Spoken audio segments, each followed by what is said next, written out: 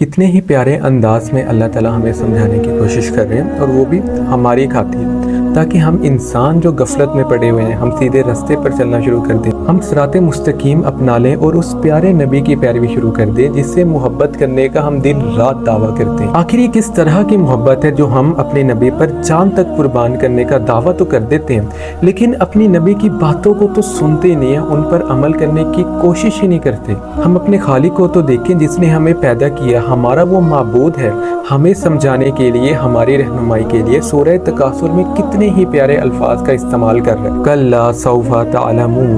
ہرگز نہیں، ان قریب تمہیں معلوم ہو جائے گا۔ ثم کلا سوف تعلمون، ہم پھر کہتے ہیں ہرگز نہیں، ان قریب تمہیں معلوم ہو جائے گا۔ جی بالکل، جب قیامت کا دن آئے گا، جب ہمارے اعمال نامے ہمارے ہاتھوں میں دیے جائیں گے، جب ہم اس دن کی سختیوں کو دیکھیں گے، ہمیں قبر دکھائی جائے گی، قبر کا عذاب دکھایا جائے گا، اس دن کی دردناک سزائیں ہمیں دکھائی جائیں گی، شدت کی گرمی والا دن ہوگا وہ۔ اللہ کہتا ہے کہ اس دن اے انسان تجھے معلوم ہو جائے گا کہ میں جس کام میں ساری زندگی ضائع کرتا رہا، ساری زندگی مال کی کثرت نے مجھے غافل کیے رکھا، آج وہ مال میرے کسی کام نہیں آ رہا، آج صرف کام آئیں گے تو محض نیک اعمال جو میں نے دنیا میں رہتے ہوئے کیے۔ پھر اللہ تعالیٰ فرماتے ہیں کلا لو تعلمون علم الیقین،